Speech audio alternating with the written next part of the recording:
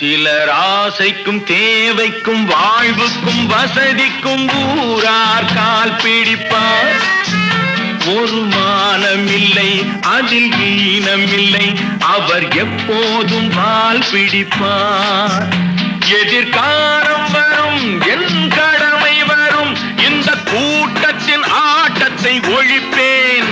பொது நீதியிலே புது பாதையிலே வரும் நல்லோர் முகத்திலே விழிப்பேன். வரும் நல்லோர் முகத்திலே